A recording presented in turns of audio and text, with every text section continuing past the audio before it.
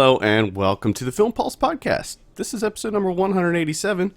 My name's Adam Patterson. With me today, we're joined by Kevin Rakestraw. How you doing there, Kevin? I'm a bit cold. I'm actually a bit cold as well. What's the temperature like there? I don't know. Cold.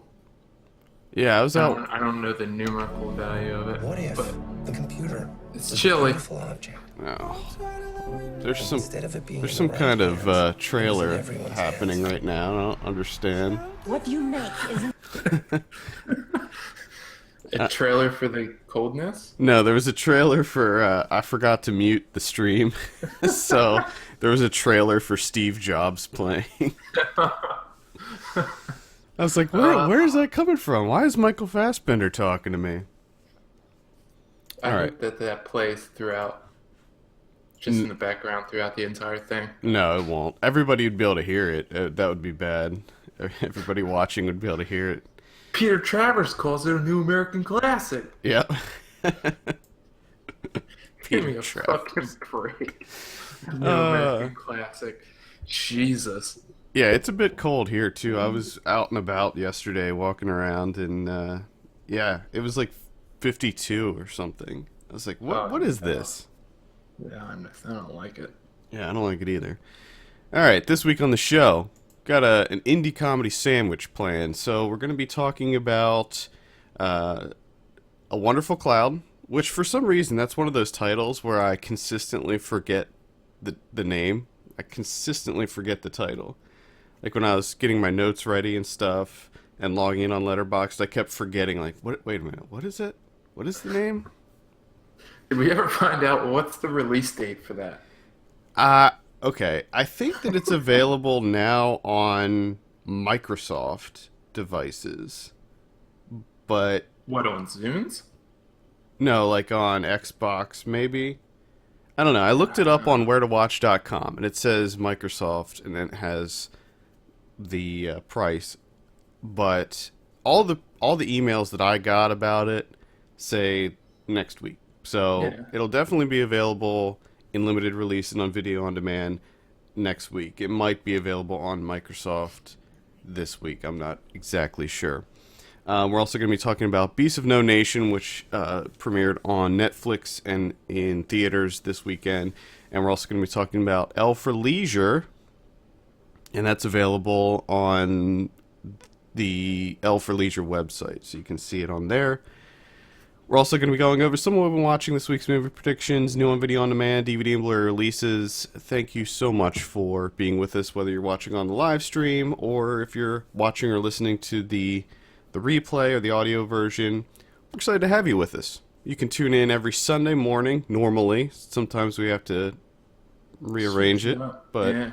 normally every Sunday, 11:30 a.m. Eastern Time. We're live on YouTube. Let us know what you think of the movies we're talking about. Feel free to drop us a comment or talk to us in the chat. I'll be trying to keep an eye on that. Before we jump into our first review, a couple quick things to go over. I posted a new Film Pulse Plays this week, so you can see that on our YouTube channel. I played the Goosebumps game, which is like a point-and-click game. Not very good, but you can check that on there if you're curious to see what that game is like. I had a decent time with it. It wasn't great, but you can see that on there. I wanted to give a quick shout out, and I wanted to do this last week, and I apologize, but I totally forgot. A guy by the name of Rick Kachka, who I'm probably mispronouncing his last name, but he made this sort of project called Consumption Optional. And I first found out about it from one of the directors of Rewind This on Twitter. He mentioned it, and then I started talking to him about it, and then I eventually got Rick's info, and he sent me a copy of this DVD called Consumption Optional. And basically what it was is he had this massive collection of VHS tapes of TV shows and things that he recorded from, I believe it was 1981 to 1984. And what he did was he took all the commercials that were in those tapes and kind of curated them and compiled them into one DVD. And it's It was a trip. It was a trip to watch this thing because it's just all old commercials, but some of them are so weird, and it was so weird that it seemed like everything back then had a jingle. Every commercial had a Oh jingle. yeah. You gotta have that jingle. You just don't The only have way- It's the only way you can sell things, Adam. you just don't have the jingle anymore. But some of them were really funny. Some of them were kind of odd, and it was great. And I want to thank Rick for sending that my way because I had a blast with it. All right, let's dive into our first review. We're gonna talk about A Wonderful Cloud first. This is directed by Eugene Kulturenko. That sounds pretty close. It's close, I think. We're getting so much better at this. Yeah, this stars Caitlin Scheel and Eugene Kulturenko. And I Yes. promise that is the last time I will attempt to pronounce his name.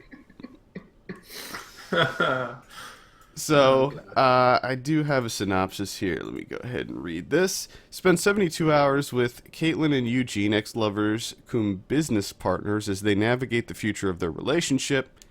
You have a review for this that's coming out very soon. So I Yeah. think I'll start this one off. Not a big fan, honestly. It's weird. The whole time it just felt like some sort of jab against LA people A to little me. bit. It felt like there were a lot of jabs against LA people, which I don't have a problem with. I thought it was funny, but the biggest problem that I have was that it just felt it was just too dry. There just wasn't enough comedy there. The only parts that I actually laughed at, I think, was the scene when they went to the girl's house to print something out to use her printer, and I thought that was funny, but overall I just it was just a little meh for me. There just wasn't a lot there. Yeah, I would agree. I thought it worked best when it was Caitlin Scheel and Eugene. Just the chemistry between those two and the banter between those two. I thought was good stuff. But everything else, like the little comedic sidebars, like the the scene that you mentioned, I didn't quite like that. The everything with the neighbor felt superfluous. Oh yeah, It just I didn't like any of it that. just I mean the creepiness Yeah, there. within was just too much to handle. I think a lot of it is needlessly gross too. Like Yeah. I didn't. Yeah, because If like Eugene's current girlfriend, you yeah, know, it just, everything that happens with that is just ridiculous and outlandish, and it just didn't work at all for me. it just seemed like everybody in this was living in this world where they were all way too comfortable with each other. Yeah, I don't. Every time it took those turns outside of the central storyline of, Caitlin and Eugene, it just absolutely none of that worked for me Mm. at all. Mm-hmm. It's just distracting and superfluous. I don't need it. Except for, I mean, John Enos was kind of fun. It was fun seeing John Enos playing a ridiculously wealthy clothier. Mm-hmm. Because for whatever reason, to me, John Enos just happens to be like the funniest straight man in comedy. Hmm. You should And I check haven't out. seen him for so long. He was in Video Game High School. That show Oh, yeah? on YouTube. Yeah, he was in that show. Yeah, I don't think I've seen him since Mr. Show. And I just saw him in a movie that I'm going to be talking about in just a little bit. Oh, shit. Yeah. John Enos comeback. Yeah, a little bit of a John Enos comeback here. Nice. There wasn't much to it for me. I didn't find a lot of it funny. I didn't find a lot of it very compelling. Visually, it was average to me. I think it's interesting because are they? What's the story behind this? They're actually, Apparently, they're real life exes. yeah, And so it's kind of one of those fiction or docu-fiction hybrids, whatever you want to call it, and how they work in Caitlin Shields' footage that she takes with her smartphone which I really didn't see any need for that. Yeah. Like I understand it to an extent because you're kind of like blurring the line between fiction and reality, but it again that didn't work for me either. But also that may only really work if you actually know that they're real life exes. You know what I mean? Yeah, yeah, and I mean, but a lot of the footage that she's taking with it, it doesn't really, there's really Doesn't no add need anything. for it. Yeah, it doesn't add anything to it outside of like, oh, okay, so this is like slightly documentary, but But I was asking myself how much of this is documentary. I mean, they're still essentially on making a movie. well, yeah. You know, I mean, I don't know. I just That's why it's, and I kind of say, touch on that in my review is that like on paper, it's an intriguing concept, but the actual execution of it and the final product, just it's far from that. I thought, and then much like you, the a lot of the like the cinematography and the actual execution of everything, all of it's kind of just average. There's nothing really to latch on here, except for me the end when they go to the Fourth of July yeah. party. There's some stuff that comes out, especially the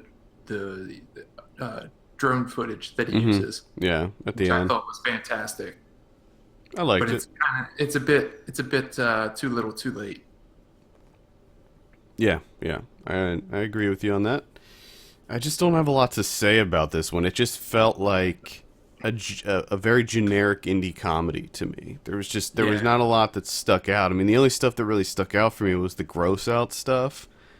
yeah. But Which there, because there's like the central storyline is again, it's pretty engaging, and I like the way that they handle it, and like the emotional minefield that they're navigating. But then everything on the outside of that is just so juvenile. mhm. It just really undermines everything. Yeah. Yep.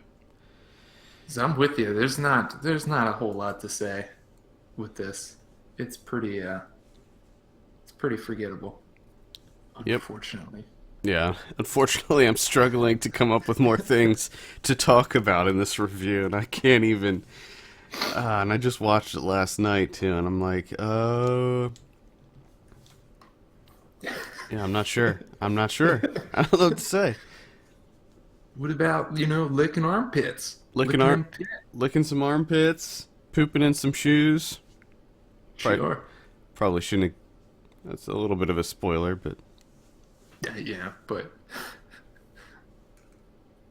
I mean if that's what you're spoiling. If we're considering that a spoiler, you kind of gives you an idea of what you're working with here.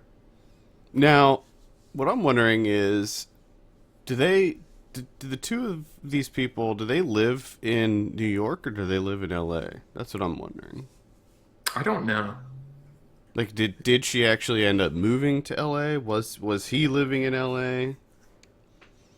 Perhaps. Because Who knows? Who knows? It felt like a New York movie that was kind of taking the piss out of L.A. people. You know, like that's kind of the one thing that New Yorkers and L.A. people like to do Yeah. is take the piss out of each other. Taking this out. Take it. Yeah, I guess I don't know. if you're interested in seeing that, Yeah, that hasn't been done before. never seen that. never seen never seen people be judgmental about another city and people that live in it. Yeah. All right. Well. Good talk. Yeah. Good talk. I apologize. I just don't. I don't have a lot to say about this one. I don't either. Let's just give it. Let's just give it a score. We're struggling, and it's starting to sound pathetic. So let's just. Much like the people in the movie, because they're all different levels of pathetic. Yeah. This was a Manila folder for me. I'm giving it a 5 out of 10. 5 out of 10. I'm going 5.5. 5.5 out of 10. There you go. That's A Wonderful Cloud. Definitely on demand and in limited release next weekend. You might be able to find it now, apparently on Microsoft platforms, but I don't know. It had a really weird release thing. So let's move on. Let's talk about Beasts of No Nation. This one is directed by Cary Fukunaga. Although I guess is he going by Cary Joji Fukunaga now? I don't know. I guess. I don't know. Just recently, I noticed that he was using the middle name. I have a synopsis here. A drama based on the experiences of Agu, a child soldier fighting in the civil war of an unnamed African country. This stars Abraham Attah and Idris Elba. Kevin, why don't you start us off with this one? What did you think of Beast of No Nation? Beast of No Nation, I thought it was all right. I think it's Not a lot to say about it. a couple things. Number one, it's kind of a hodgepodge of essentially all other war films. It doesn't seem to have like its own voice really. I thought it spends entirely too much time focused on Idris Elba's character, and I don't think Elba's performance was that particularly strong when you compare it to the performances of everyone else, because I thought Abraham Attah was absolutely fantastic, and it kind of made Elba's performance look a bit amateurish. I disagree with you on that. I thought that he did a great job, but I thought everybody did a great job. Thought he was just hamming it up a bit too much. But that's Everyone else felt so genuine and just giving really like naked performances. I don't know. He's just a bit over the top for me. But to me, that was the character. Like they made a point to show him, staring at the kind of the throne. That's what he wanted. He wanted to be he wanted that throne. So naturally, which is kind of the problem that I have with this film, is that you have such a much more compelling narrative with the child soldier, and you give the illusion that's what this film is actually about. But there's not that much going on with the kid. All of your time is focused on Idris Elba, which is kind of like false advertisement here. Well, I think I understand having him in there because Idris Elba turned into basically a father figure to this kid. Yeah. But I do understand what you're saying, where I think that maybe there should have been more plot that happens that kind of shapes this kid's personality and things that happen that we can see more about what happens to this kid. Yeah, because I thought that would have been a much more, I mean, I don't want to say it would have been a fresher viewpoint, because there has been films about, obviously child soldiers and everything, but I thought that it was a much more, comparatively speaking to Idris Elba's narrative, you had a lot more going on with the kid, and then that should have been explored more, because we've already seen the guy ravaged by war, and he becomes obsessive, and he kind of loses his mind because he gets obsessed with power. Yeah. And he turns into a raving lunatic, even though he already kind of was one to begin with, just a more egregious version of one. Yeah. It's kind of like, man, I've seen that before. Yeah. I've seen it before, but I don't think that necessarily is a bad thing. I think that people should always be cognizant of this type of thing going on in the world. And I just thought it was slightly disappointing, especially when your synopsis and your posters and everything is kind of putting Agu front and center, like this is about a child soldier fighting in the war. It's like, okay, and then 60% or 70% of it is Idris Elba, and you're like, wait a second, what's going on here? yeah, I guess I can see that. That didn't really bother me. I thought the movie was gonna completely wreck me, like emotionally, but It didn't actually. There were some really there's some really intense stuff in this movie, no doubt. Yeah. No doubt about Oh, that. And I thought that the beginning, the whole build up to what happens was quite effective. And like I was just cuz I knew where I was going to go obviously. So yeah. during that whole build up where we see his home life, and we see his great family and all this stuff, I'm like, "Oh god, this is going to wreck me. This is going to destroy me. It's going to tear at my soul." But for some reason, it really didn't. Now, that's not to say I didn't feel emotional about it, but it just didn't pack the wallop that I expected it to. Yeah. I would agree. And I'm not, I don't know if, I mean, why, but there's definitely a couple scenes that get you. oh yeah, oh yeah. I mean, there's some major stuff that happens. I mean, there's obviously this is a movie about war, and it's not like a clean war. It's a very dirty, horrific war. So not that all wars aren't dirty or horrific, but these types of wars are particularly nasty. Especially when you get those machetes involved. Yeah, And you have that exactly. particularly gruesome machete scene Yeah, in there. yeah. It is a violent movie, and it is a movie that at times is difficult to watch, but at times I think that this movie is absolutely gorgeous. Some of the cinematography in this looks incredible. Yeah, there's a number of sequences. Uh, Especially that one where they kind of tint the landscape. Yeah, when it's red When and what or was like that? That was pink. after. Yeah, that was after he had the brown Yeah, put on his forehead. So it yeah. kind of goes into this hallucination type sequence. Mm-hmm. I thought that was particularly strong. The one where he's navigating the trenches, That was amazing. That was my favorite, and you can the see mud that. water. Yeah, Yeah, you can see that in the trailer, that and was fantastic. And the initial when he runs away and he's running through the bush, kind of just on his own. I mhm. thought that was particularly well done. Kind of using the wide angle shots, showing him as just like a little dot. Yep, yep, How alone he is. yeah. But it just feels like a missed opportunity. There could have been so much more here. It could have been so much more powerful. You mean visually or plot wise?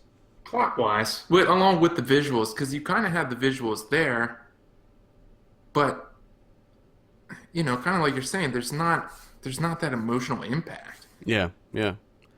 It's just I don't know. I guess I would agree. It is kind of a missed opportunity because the visuals like at times were really strong, and at times they were just you know they weren't bad, but they were just regular. They were just normal, just regular Yeah, old. But then they're like and you have this like you have these kind of accents, these like sprinkled in bits where you're just like, holy crap, that looks amazing. There was yeah, one. It was a really simple shot of just like him. It was just like a front facing shot of him just kind of standing there in the foreground, and it almost looked like it was a photograph. It looked really really awesome. It was just like him standing in a village or something, and that yeah. that really looked amazing. And I think that a lot of this comes back to I just think they just focus too much time on the Idris Elba character. There's just too much time spent with him talking to, his soldiers Right. and The talking about what he wants. Yeah, the way that it's structured is different than I expected. I expected this to be following this kid's life from before he became the soldier to when he first got recruited to when his evolution into this kind of battle-hardened child soldier, and it's sort of that, but like you said, the perspective changes to Elba's character quite a bit, and I guess maybe that's one of the things that kind of mutes the emotional impact of it because That's what I think. it temporarily disconnects us from the kid, Yeah. and I think that maybe is why that occurs, that kind of disconnect. And especially after when it gets to the point where he Elba meets face to face with I forget what what was he, like the Supreme Commandant or whatever. Yeah, yeah. And then it takes, this completely different path with Elba. And for me, all that just felt shaky. Like we like fast forwarded through everything and it really fell apart for me at that point. And then it finally comes back to the kid, but it feels like we've been far too removed from it, that it's kind of, like you said, it kind of mutes it. Mm-hmm. It kind of undercut everything that we had before. We were too far removed from it, and it just didn't have that impact of that ending. Yeah. I will say that I did like the ending. I like how it all turned out. I mean, it's something of a hopeful ending, but I was still glad to see it. It's as hopeful as you can get. Yeah, as hopeful as you can Considering get. everything that happens. But yeah, it was I don't know. It was I liked it overall, but I do agree with the criticisms that you have with it. I mean, I like it overall, but you know, it's not. This isn't ending up in any top 10 or Oh no. anything like that. No, it wasn't nearly as powerful as I expected it to be. And maybe that's on me, but Maybe it is on you. Maybe you did fuck up, Adam. It's all your goddamn fault. My expectations were just too high for this one. Learn how to watch a fucking movie. Jeez. I don't know. I guess I was just expecting something more emotionally draining. Yeah. And I didn't quite get that. I mean, obviously I felt for Agu, and I wanted things to turn out good for him. You But just wanted it to go back to him and his imagination TV. yeah, Because I could have watched that as a movie. I could have watched that for 2 hours to them just doing imagination TV. yeah, That would have been great. that was actually awesome how they framed that, because that actually looked really cool. I loved it. Yeah. You wanted to go back there. Yep. But Yeah, I think it's interesting that this is. I don't know if this is the first movie that Netflix has done where it's been simultaneously released in theaters and on Netflix at the same time. I think it is.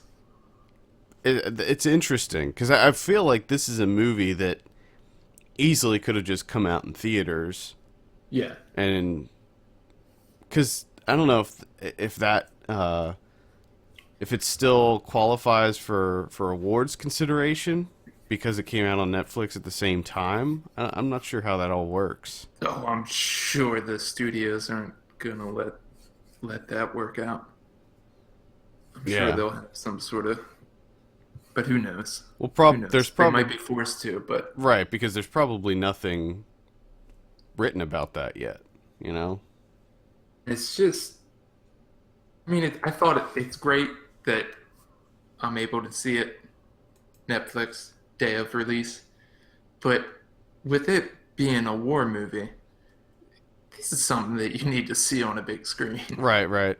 And I kind of regret seeing it at home because it is playing here, and Oh, so you actually have the ability to see it yeah, theater setting, yep.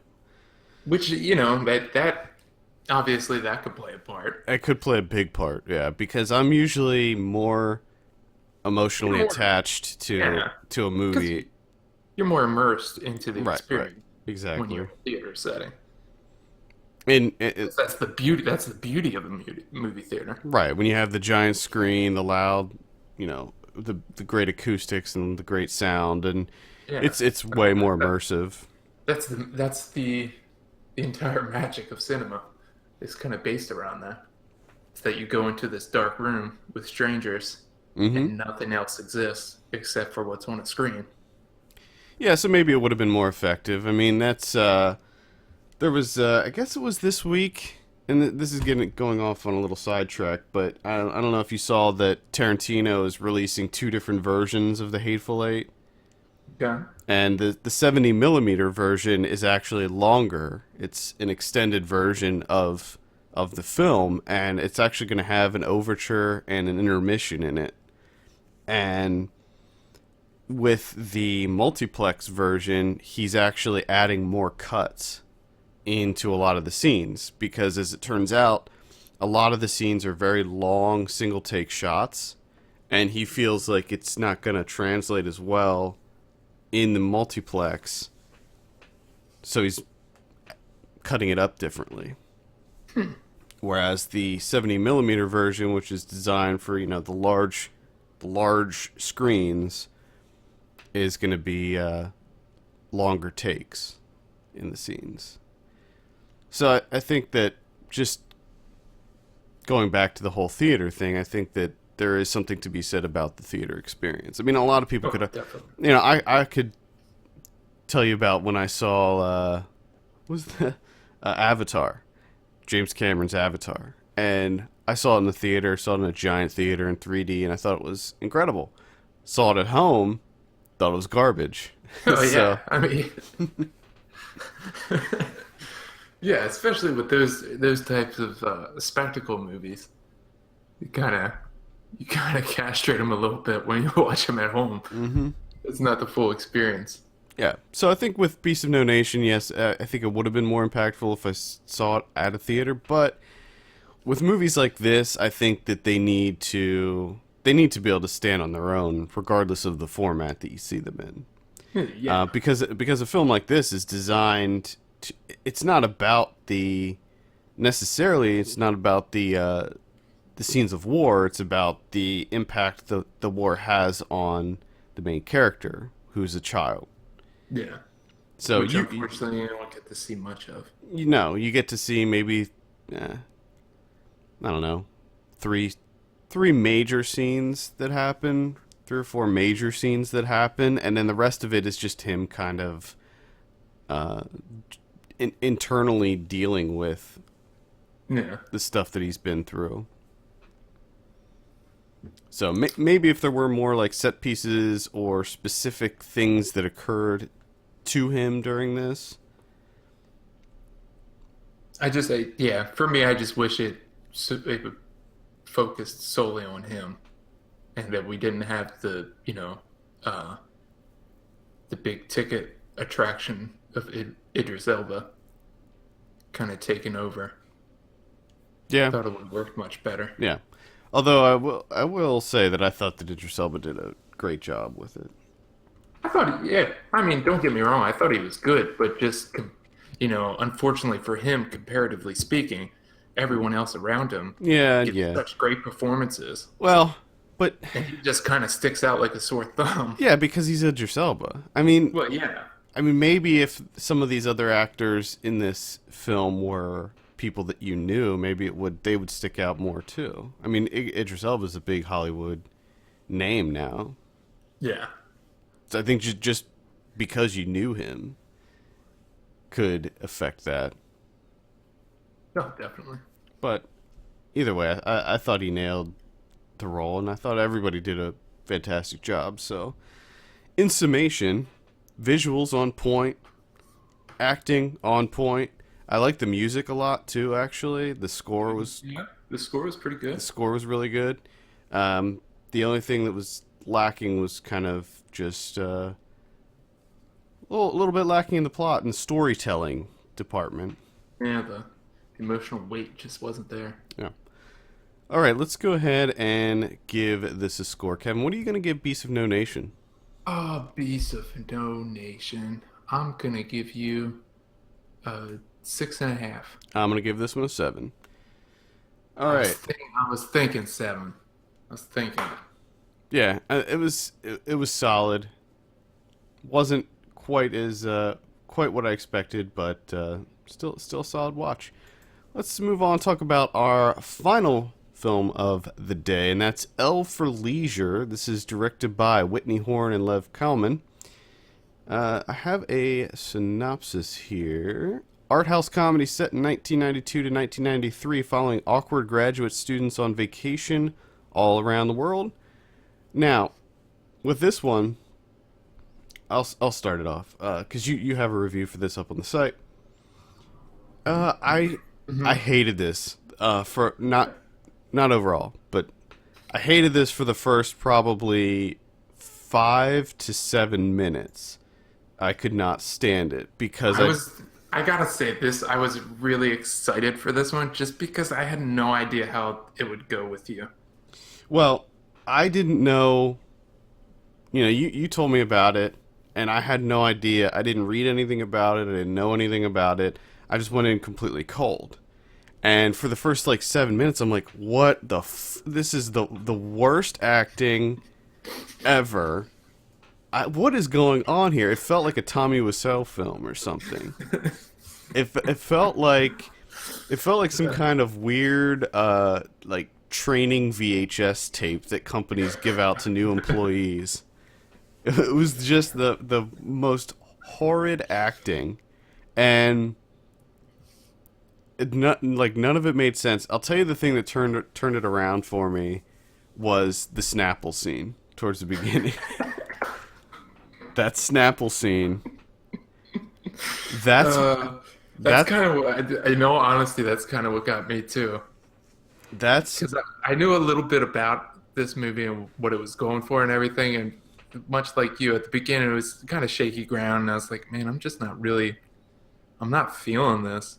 And then when she says that she's so mellow, and he's like, oh, have some of my Snapple. It's just like, oh, there it is. There's Yeah. the key that unlocks the door. Yeah, that was exactly what did it for me when I realized this is some kind of weird like experimental comedy thing that's kind of poking fun at these movies of the 90s. And then later on I looked this up on IMDb, and the tag, at least the listed tagline here, is find out what happens when people stop being real and start being polite, which is the opposite of the real world tagline. So, yeah, it's kind of weird. It definitely has a. It almost feels like it's a parody or a satirical take on Richard Linklater's Slacker to me, where it's just these segments of college students who are on vacation and having conversations while on vacation. Yeah. But I just love the way that it works. That they're constantly asking if it's part of their field research, everything that they do. the tree 'Cause spirits. they're all, yeah, the tree spirit pony elders. Mhm. Should I be talking to the pony elders? There's a lot of tough questions in there that need to be answered, but they're not. They're just completely. They just constantly, like every time that the movie you think, okay, like oh, it's gonna go somewhere, it just goes full into like music video mode. Mhm. Where, and I think it needs to be said that the original soundtrack for this movie is just fantastic. Yeah. Absolutely loved it.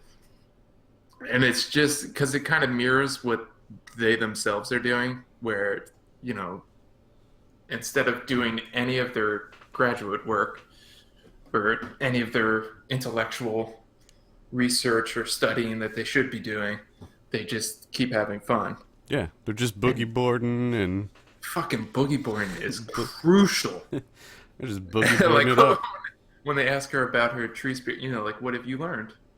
And she's like, go faster, slow down, stop. And then it just smash cut to them just water skiing Mhm. for like 10 minutes. Yeah, I think this is one where once you get the joke, once you're in on it, then you can appreciate it a lot more. Yeah, once you settle into its rhythms, there's fun. There's definitely fun to be had. It's just, and of course, with it being vignettes, like little episodes here and there, obviously some are stronger than others.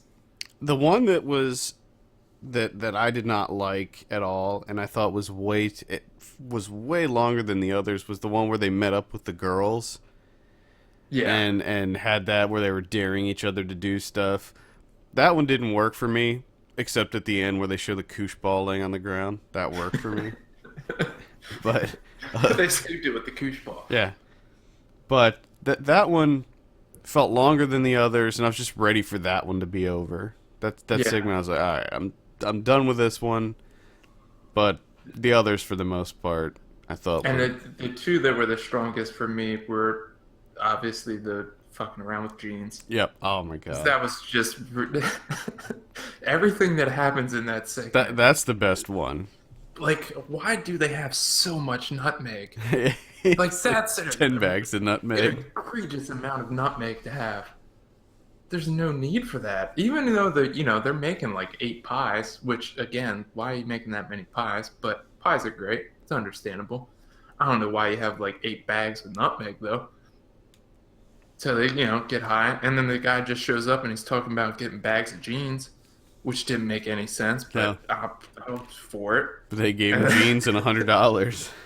He kept giving me $100, and how she interjects like, "Oh, is this field research?" He's like, "Yeah, kind of." And just the fact that the guy just looks at him and says, "Hey, you want to fuck around with some jeans?" And then it just goes into a montage of them literally fucking around with jeans. Yeah, they're just fucking around with those jeans. They do so many things with those jeans. Now, obviously, I didn't think they did enough with the jeans. They could have fucked around with those jeans for much longer, and I would have been very happy. But and then then you end up with pie comas. Everyone laying around with pie tins on their stomachs. Mm-hmm. Mm-hmm. Good stuff. And the basketball sequence, because anytime I get to see more Benny Coopersmith in a film, I mean, this guy is just like the greatest character ever. And his musings on Michael Jordan's basketball abilities was just fantastic. Yeah. And the way that he just stops to check his beeper, and then his brother shows up, Yeah. and then his brother promptly gives him a piggyback to dunk. Come on. Yeah, I liked that scene too. It's it almost reminds me of something that Adult Swim would put out, Yeah. where it's just Yeah, kind it of does. weird. It's comedy, but you don't know if it's unintentionally bad or just bad.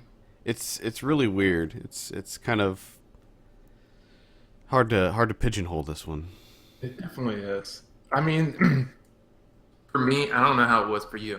I did feel as though some of the comedy was a bit insular at times and at arm's length, mostly just because I don't have, I never went to college, and I'm not a part of like academia, so some of it didn't quite work for me because I was just kind of lost as to what is being talked about. Yeah. But outside of that, it still works. It's still pretty strong. A lot of the dialogue was kind of hit or miss for me because, like Slacker, I pretty much forgot everything that was said.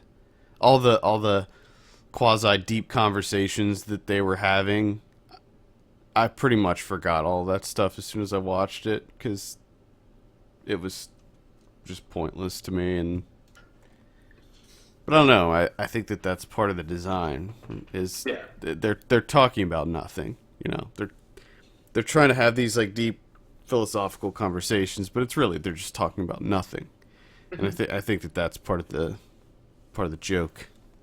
And they just want to stop and get to that boogie boarding or fuck around with some jeans, have some Snapples.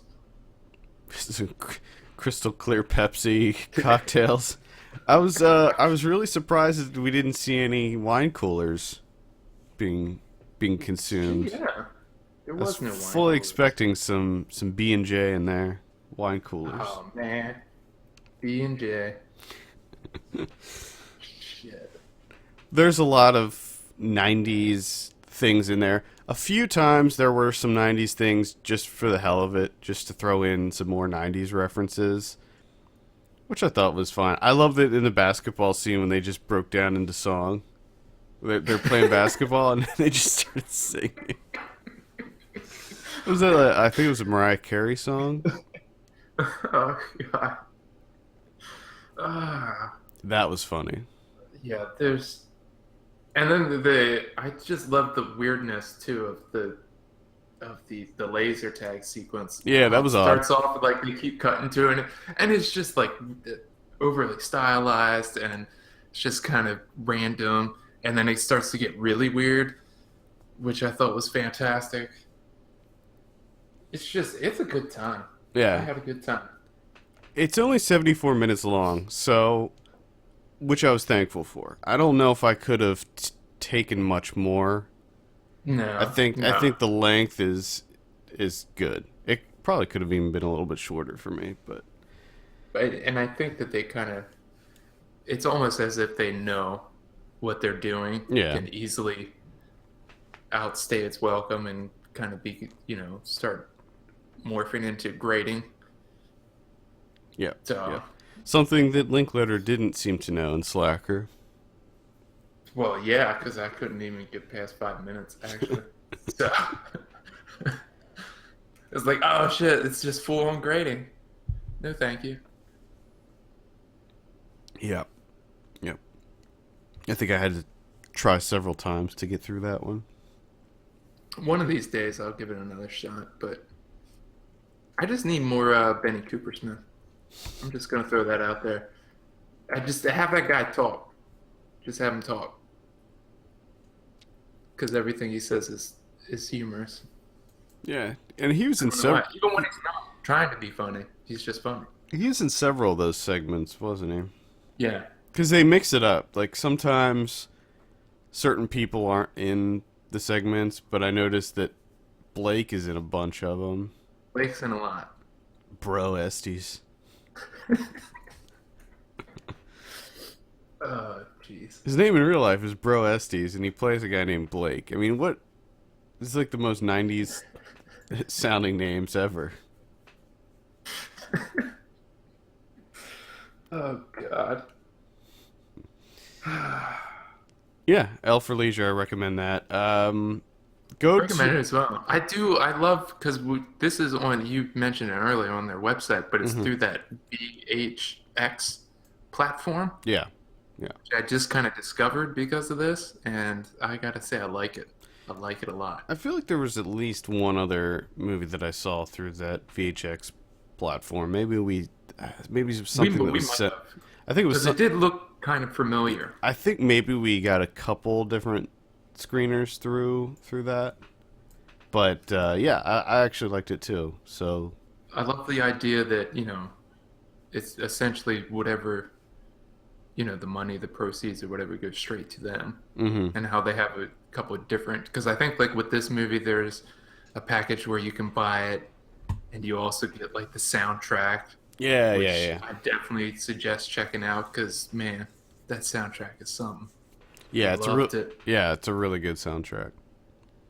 Yeah, if you're into like '90s kind of electronic fun, Poppy, yeah, very poppy very synth stuff. bubblegummy. And, yeah. All right, that's L for Leisure. You can check it out on the website. Probably if you just search for L for Leisure, you'll be able to put it in there. I'll throw a link in the show notes later on for that one, so you can find it. Yeah. What are you gonna give this one out of 10, Kevin? I give it a 7.5. I'm gonna give this one a 7. Nice. Yep. I had fun with it. It was definitely not what I expected. It was a little odd, and I gotta say, you gotta warm up to it. You gotta warm Yeah. up to kind of the shtick behind it, and Mhm. then I think you'll appreciate it, especially if you appreciate those kind of weird Adult Swim esque things that Yeah, they do if you can sometimes. if you can reach the right level of mellow, I think Oh you'll yeah, be good. You I just think gotta be mellow with it. being mellow is actually key for enjoying this one. So Yeah, just it's be not mellow. like If you can mellow find is yourself some crystal Pepsi, or an ice cold Snapple. yeah, Snapple. Just sit down, lay back. Oh Uh yeah, oh. house Did you, is on fire. did you just set off a fire alarm? Yeah. You're, One s- second. you're so mellow. I'm not mellow anymore. Okay. Okay, All right. good. Situation handled. Nice. All right, let's move on. Talk about something we've been watching. Why don't you start us off this week? Okay, I'll start us off. One that I didn't really get to talk about last week, but there is the review's been up there for a while. Unsung Indie, and that's Ian Clark's MMXIII, which I have. How do you, when you're doing Roman numerals, is that how you do it? You just say the letters? I've never had Uh, to do this before. I don't know. I guess you either just say the letters or say 2013. I don't know. Yeah. But Well, but if you just say 2013, then people may think that you're just referring to the numbers. So yeah. maybe you would just say MMXIII. I don't know. Which I think is an odd thing for me at 31 years old to be asking that question. Well, I would guess that a lot of people don't know the proper way to say that.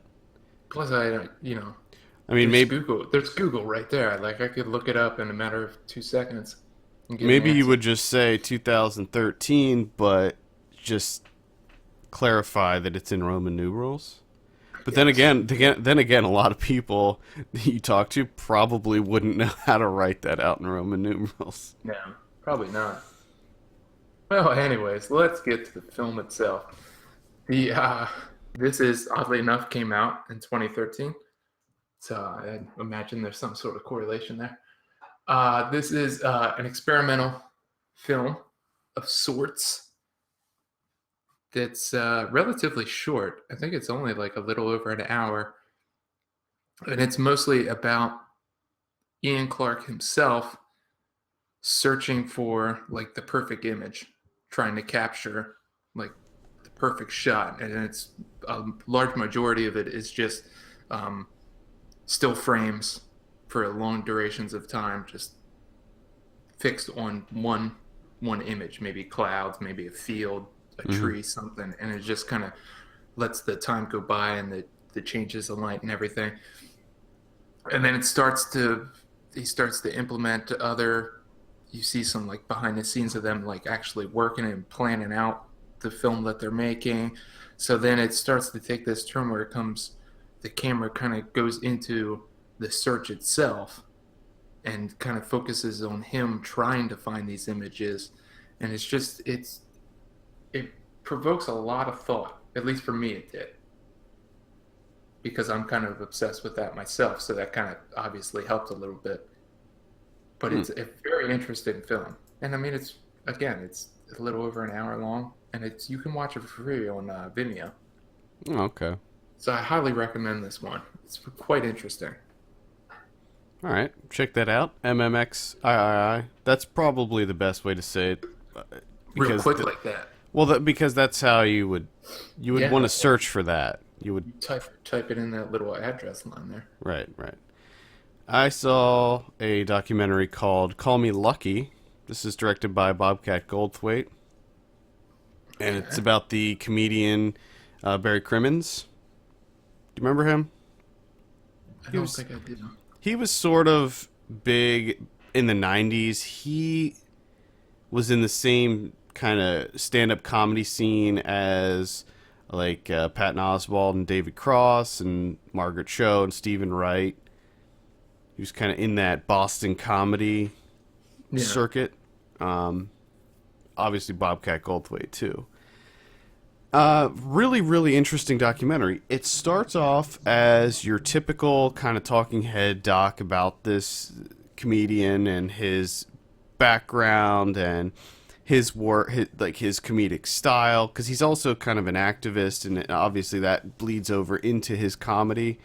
And he's just a extremely intelligent person, and he loves to do comedy about like social and political issues, but he also does kind of activist work. And so that's kind of the first part of the documentary. Then something happens. There's some things that are revealed. Now, people that are familiar with Barry Crimmins probably already know a lot about this stuff, because it's like it's all kind of public record at this point because he talks about it in his stand-up and stuff. But for people like myself who didn't know, it was quite a shocking twist that happens in this movie, and the documentary kind of takes an extremely dark turn and turns into something that's completely different than your typical documentary about a comedian. It's really interesting. It's almost like, you know how Bobcat Goldthwait in his films, they're always comedies, but they have this kind of dark, that he injects this kind of twisted dark tone into them, you know. He does that with almost all of his movies, where there's this like twinge of darkness to them. Yeah. And somehow he's able to do that in a documentary, and it's really interesting. I think that this is his first documentary that he's directed, and it's pretty damn good. I mean, there's, like I said, it's mostly talking head stuff, but he puts in a lot of really like establishing shots and like kind of B-roll stuff that looks really good, how he frames it and stuff, and there's some animation in there as well that's fun. So I definitely recommend this. You can see this on I think it's on VOD right now. It's called Call Me Lucky. I think it came out on DVD and Blu-ray this past week. So yeah, I would recommend checking that out, especially if you're not familiar with, if you're into comedy, if you're into stand-up comedy and you don't know who he is, it is worth checking out. I think I think you would like it, Kevin. Yeah, it definitely sounds interesting. I also like documentaries that start off as one thing and end as another thing. Just completely shift. Yeah, and that's exactly what this does. So it's yeah, it's well worth a look. Excellent documentary. Call Me Lucky. Okay. I watched a classic horror movie. What? First one of October. What? Watch out. Kevin's on a tear. He's got one down. I watched The Omen, 1976. Richard Donner, Gregory Peck, Lee Remnick. Yeah, this is, it's not really what I thought it was going to be. Like, I was fully expecting this kid, you know, the Antichrist, Damien, you know, it's so ingrained in the culture that I kind of had this expectation built up around, you know, everything that I've seen without actually seeing the movie. Right. So I thought this kid was going to be evil as shit. And he was going to be creepy. He's just going to be absolutely terrible. Really, the kid, he's a kid. Like, it's not that frightening. I was wholly let down, to be quite honest. It was just more about, I didn't know it was more about dogs and like devil dogs.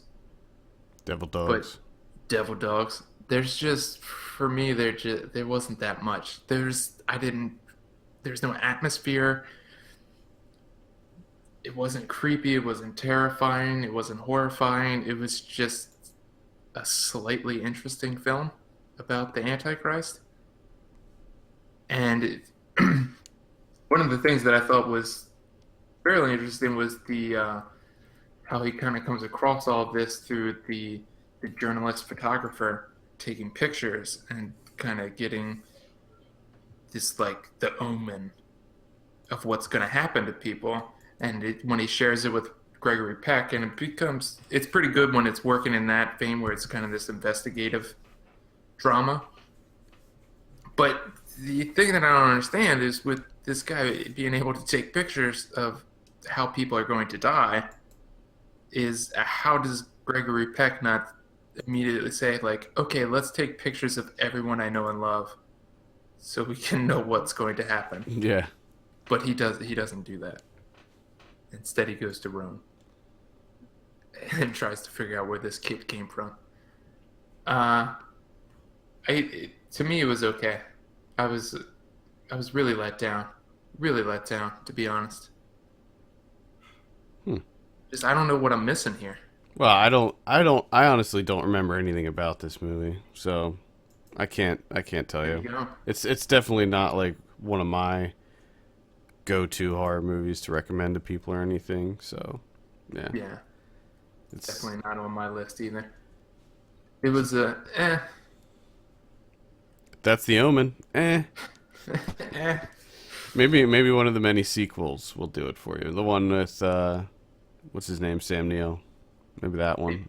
Maybe. I think that's the Omen Because I 3. thought, and it starts off pretty good when the first thing happens, because you have this dog just like staring down the nanny, and I'm just like, oh shit, this is about like demonic dogs, like telepathically telling people to do terrible things.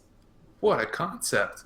And then she like hangs herself from the top of the house, Hmm. smashes into the window. And it's like, oh shit, this is a great way to get things started.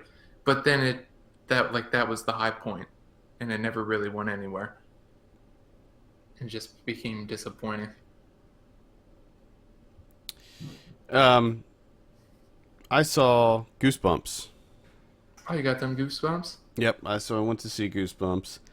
Had a great time with it, honestly. I thought it was pretty fun. There were definitely problems with it, but it felt like a kind of throwback, old school family Halloween film, and I kind of liked it for that. It was similar to, I mean, not on the same level as Monster Squad, but definitely had a kind of similar vibe to it, where it was a horror movie, but it was still fun. It wasn't scary at all, and it was way funnier than I expected. There were many times that I was laughing out loud at this movie. There were some stupid jokes. There were some like dumb like visual gags, but the dialogue was surprisingly funny, and there's some pretty funny people in this. What's her name? Crap. She was in, I think her name's Jillian Bell. Yes, Jillian Bell. She was in 22 Jump Street, and she's in Workaholics. She's really funny. Yeah, yeah. She's really funny, and she's funny in this as well. Jack Black does a decent job. He's kind of funny, I guess, in it. Like he was okay. It's just essentially with Jack Black, what you want is for him to just not go too far with it. Yeah, and he doesn't. And you're okay. And he does it in this because of the character he plays. He plays this kind of curmudgeon-y, shut in as Yeah. R.L. Stein. So that actually kind of worked for me, and yeah, the rest of it was okay. There was like a big twist that happens that I saw a mile away that I predicted from the very, very beginning. So that wasn't a big deal to me. Ken Marino's in it for about 3 seconds, and it felt like his stuff got cut. It felt like there were some things that got cut out of his. He's kind of a love interest for Amy Ryan's character, who plays the main kid's mom. And Ken Marino is sort of this love interest. He works at the school where she works, and it felt weird because he has like 3 lines in the whole movie, and it almost seems as if they cut some stuff out there. A lot of people are calling this movie sexist, which I just can't see that, where it's a kids movie. Like, just why can't we just let it be a fun kids movie? Is it like actually sexist? Or I don't think so. A lot of people are saying because all the females in the movie are in distress the whole time, and it's the guys that need to rescue them constantly. But, when I was watching it, I didn't notice that. I didn't think about that. I was just having fun at a family film. yeah. The special effects, not great.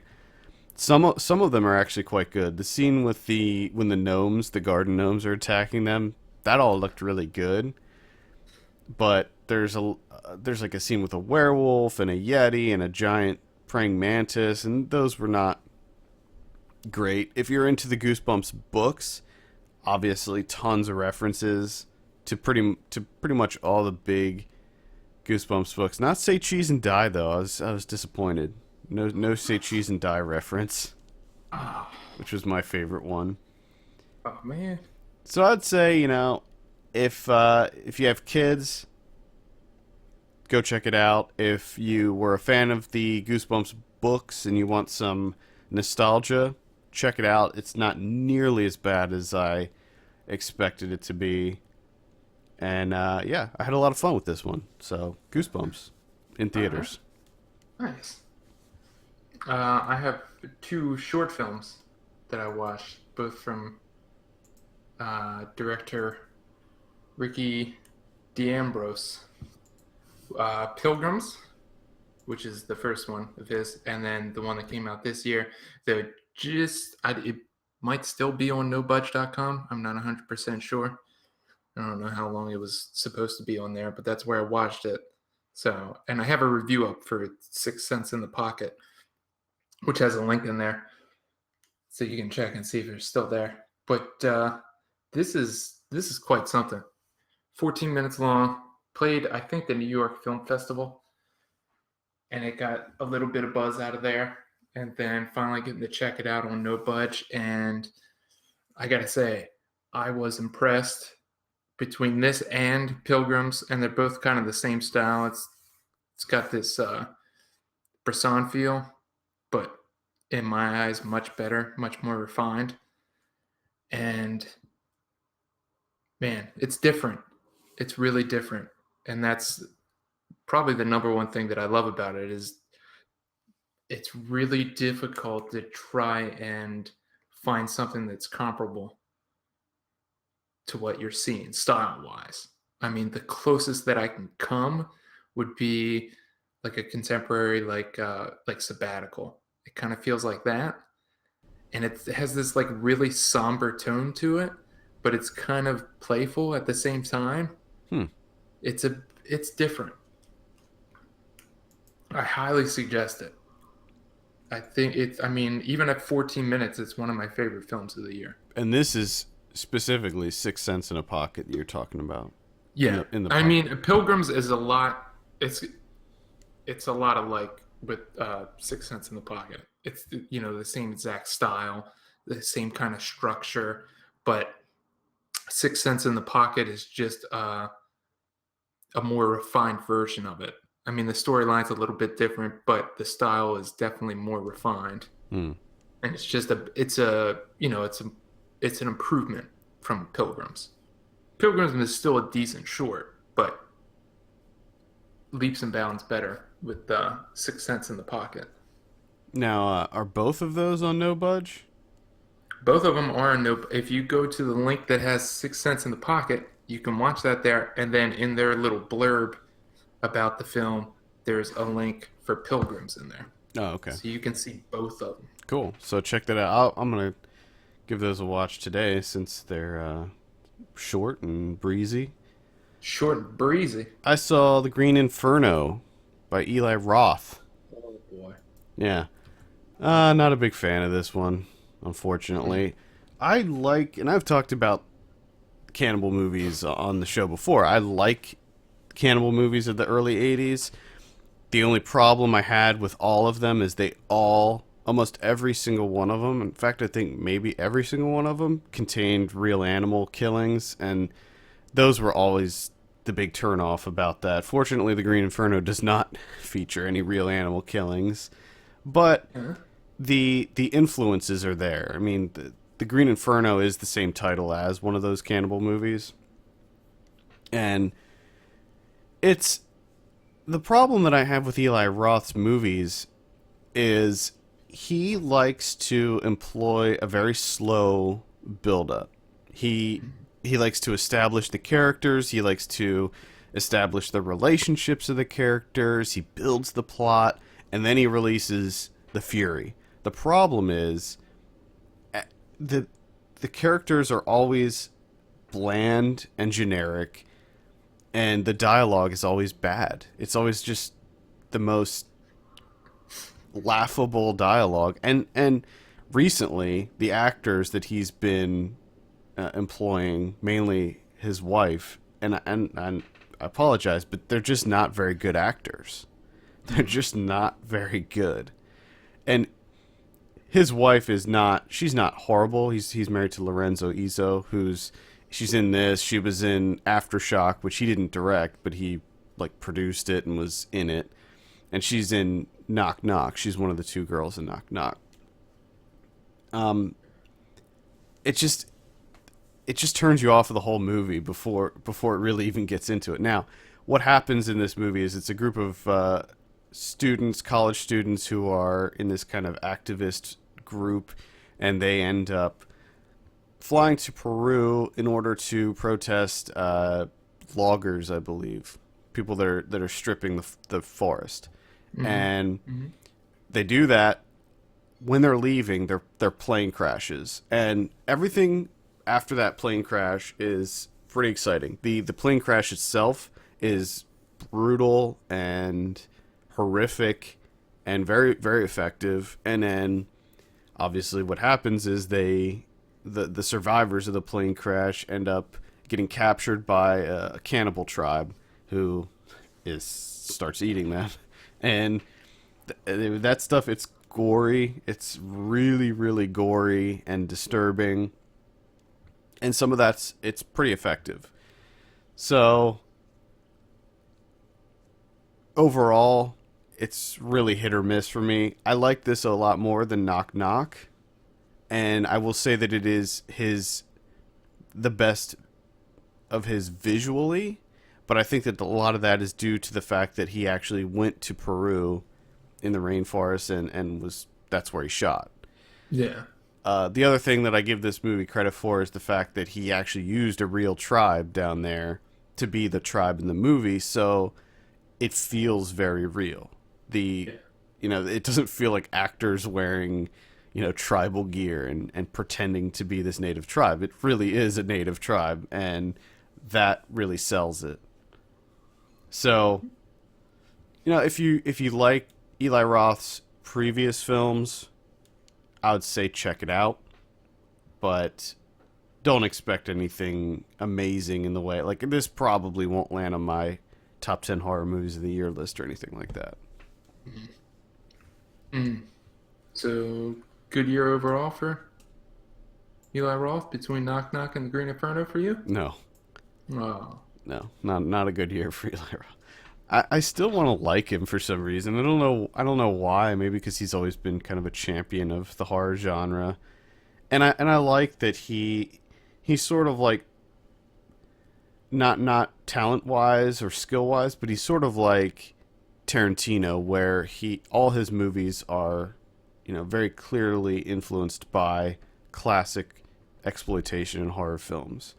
Yeah, which I think might also be his problem. Yeah, but it also, recently he's been having his voice is becoming a lot more clear. I mean, he's being clearly influenced by his experiences in Chile and his wife, and because they all have this kind of like Chilean vibe to them now. So I don't know, but it just makes me actually want Tarantino to do a horror movie. I want Quentin Tarantino to do a horror movie so bad. But anyway, that's The Green Inferno. Do you have anything else? Nope, that's it. That's all I got. Yeah, I did see Tales of Halloween, but I'm going to save that till next week. We're going to do a Halloween show next week where we review a bunch of horror movies. So stay tuned for that. The only other one I'll mention is a film called Bloody Knuckles. This comes out this week, I believe, on Blu-ray and DVD, and it's a horror movie of sorts, a horror comedy. Think Idle Hands. Remember Idle Hands? Mm-hmm. Oh, sure I do. Think Idle Hands with more of a message behind it. So basically, the film is about this guy who is he's a cartoonist, and he has this magazine where he kind of it's a very politically incorrect magazine where he pokes fun at various issues and things like that. And one issue, he ends up pissing off the Chinese triad that's in his neighborhood, and they come and they cut his hand off in order to censor him or send him a warning, essentially. And it turns out that the hand ends up getting this chemical on it that makes it come to life, and the hand starts running amok throughout this dude's life, and it starts going after the triad, and it does all this other stuff. And I wasn't expecting much from this one, but I actually kind of liked it quite a bit. I mean, it's very lowbrow, but it's just fun. It was just a fun movie. It's really gory. A lot of all the effects works practical for the most part, and it's okay. It's okay.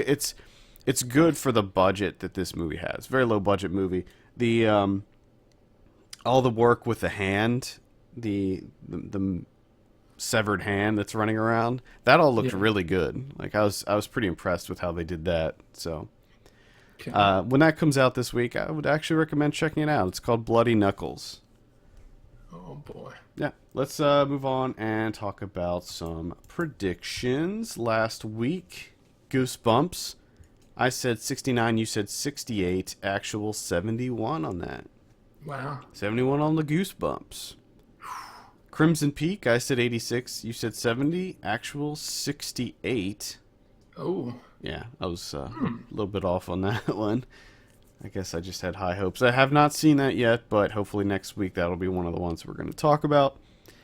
Bridge of Spies, I said 82, you said 78. Actual 92. Whoa. On the Bridge of Spies. Wow. Yeah. All right, let's talk about what we got coming up next week. Next week in theaters, we have The Last Witch Hunter. Oh. It's the one with Vin Diesel. Yeah. Hunting some witches. Get them witches. This one looks absolutely awful to me. It looks terrible. Looks really terrible. I'm sorry. Elijah Wood's in this. I didn't even know he was in this. I don't even know if he's in any of the trailers or anything for this. I think he is. He's like Is he's like a priest, I think. Oh yeah. Man, that's like, I've been waiting my whole life to help you. Yeah, I remember that now. What are you thinking on The Last Witch Hunter? I'm thinking 38. 38? Yeah. I'm going to say 34. We also have Gem and the Holograms. Uh-oh. Oh, Gem boy. and the holograms. Yeah. I'm going to say 27 on that one. I'm going to say 20. That looks so bad. So bad. Why wouldn't you make it... If you're making a Gem and the Holograms movie, why wouldn't you make it in the 80s, first of all? And why wouldn't... And I don't get that. I don't get that at all. If they made it in the 80s, I think it would have worked a lot better. Because then people that actually grew up with the show would want to go see that. But as it stands, the target audience of Gem and the Holograms, the movie, they're not going to know what the hell Gem and the Holograms is. I barely remember that show. Yeah, and the other thing that kind of worries me a little bit is you have Gem and the Holograms, right? Written by a guy, so the screenplay's by a guy, and it's directed by a guy. Yeah. Like, why? Well, how did we let that happen? Yeah, I don't know. That one doesn't look very good. We also have Paranormal Activity, Ghost Dimension. Now, this is actually only getting a limited release next week, but it's on like 1,300, almost 1,400 screens. So it's like kind of a limited release, but kind of a wide release. My wife was telling me yesterday that a lot of places are boycotting it. They're like refusing to show it. Yes. I think Regal is not... Good on you. Well, it's not due to content or anything. Well, yeah, no. It's because of a deal that they cut with VOD providers or something. There's a shortened span of time that it's going to be in theaters versus VOD. So theater owners were pissed about that. So that's why. That's why some theater chains. I thought it was more based on they were just sick and tired of having too many paranormal activities, and they're just like, no, no. No, no, unfortunately, no, no. It's just due to the weird Well, in my head, distribution. I'm gonna keep it that way. We're gonna predict. That's We're gonna go ahead and predict it anyway. okay. So, what are you thinking on Paranormal Activity: Ghost Dimension? 6. I love how quick you were on that 6. I'm gonna say 12. Wow. Oh. I love the tagline for the first time. You will see the activity. What? We didn't see the Excuse me? activity before. Excuse me? Can you explain that a little bit, please? Oh my god, what a nightmare! What have we been doing this entire time? This is like the 6th one of them. What are we? What's going on? What is this activity We've that just we been haven't digging seen? around. We've just been digging around, apparently. Oh, Jesus Christ. In limited release next week, we also have Rock the Casbah. That's the one with Bill Murray. Suffragette, the women's suffrage movement. One that doesn't look great to me. It's the one with Meryl Streep, and I don't know. I don't know what to think about that one. Are you interested in that one?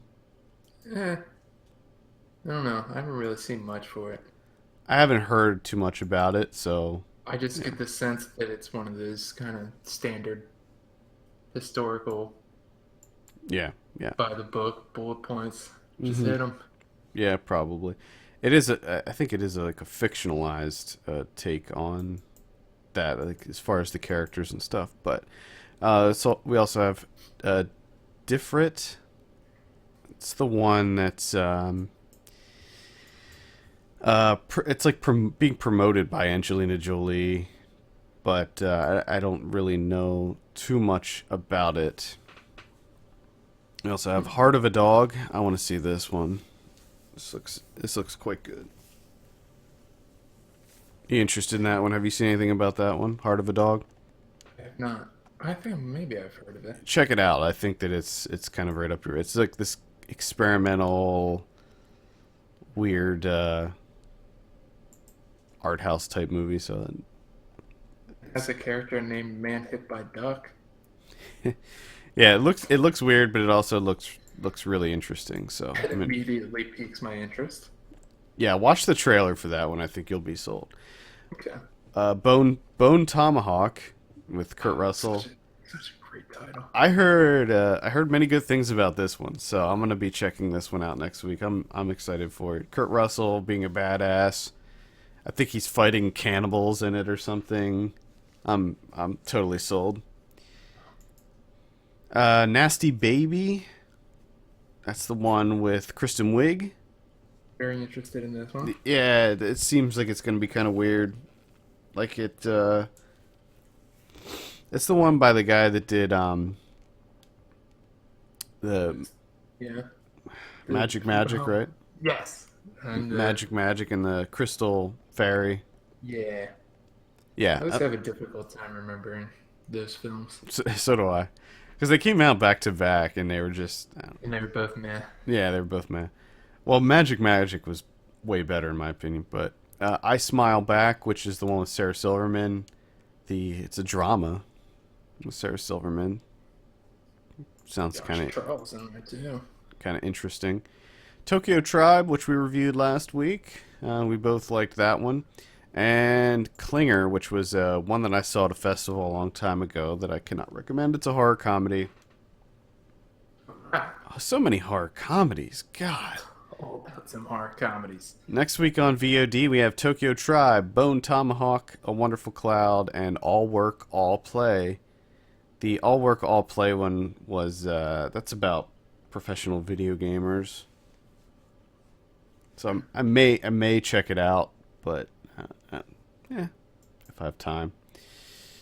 All right, what do we have on VOD or Blu-ray next week? We have Jurassic World, Okay. Back to the Future trilogies coming out on Blu-ray. Oh, boy. They're cashing in on that That They sure are. the whole Back to the Future. Everybody's cashing in. Everybody is cashing in on that. Because next week is the day that Marty and Doc went to the future in Back to the Future Part 2. Oh boy.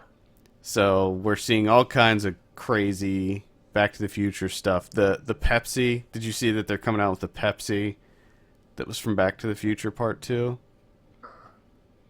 Yeah. I'll buy one just for the hell of it. It's fun. I love Back to the Future Part 2. It's my favorite one. So it's also the 30th anniversary of the original Back to the Future. Quick question. Do you think it's probably time I should watch those? Yeah. Wait a minute. Wait. Hold the phone. You've never seen any of them? I think I've seen a good bit of the first one. Oh my god. I think. I don't know. Yes, Kevin. Yes, it is time to see the Back to the Future It's movies. something that I should be doing. Are you sure?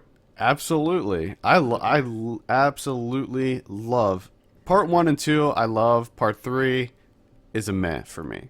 Okay. But Part 1 and 2 are incredible. They're Alright, classics. They're classics. I'll try and do that. Yes. Jesus. Sorry. God. Another one that's coming out on Blu-ray next week is the Larry Fessenden collection. I'm interested in this one. This is a collection of his films from 1991 to 2006. Let's see. I'm looking to see what titles are included in this. It looks like No Telling from 1991, Habit from 95, Wendigo from 2001, and The Last Winner from 2006. Okay. So, yeah, I'm interested in that. I like Larry Fessenden. Let's see what else. Paper Towns, I Spit on Your Grave 3, No. Frightmares coming out. That's from 1983. That's getting a Scream Factory release from the looks of it. Z for Zachariah. Yeah. The Vatican Tapes. Let's see. What else? Looks like the Wolf Pack coming out on Blu-ray. They have a... they're doing a gallery show next week that I'm going to be going to check out. You gonna go check that out? Yeah, it looks like it's going to be kind of interesting.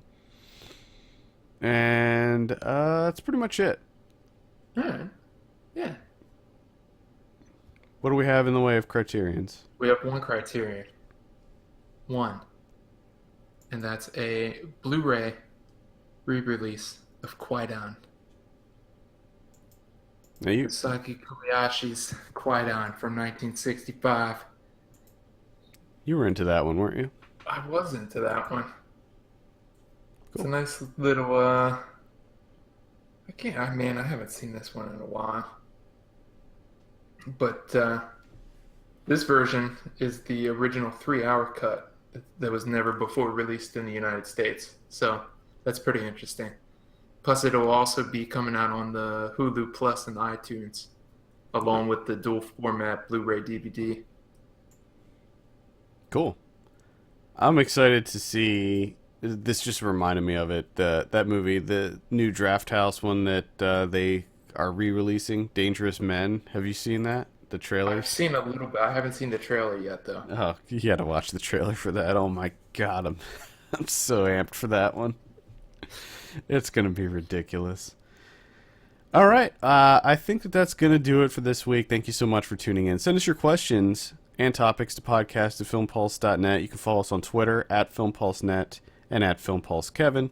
And please take a minute to take a look at our Patreon page, patreon.com/FilmPulse, and consider helping us out by becoming a subscriber. For Kevin Rakestraw, my name's Adam Patterson, and we will see you on Thursday for Ryan Watches a Movie.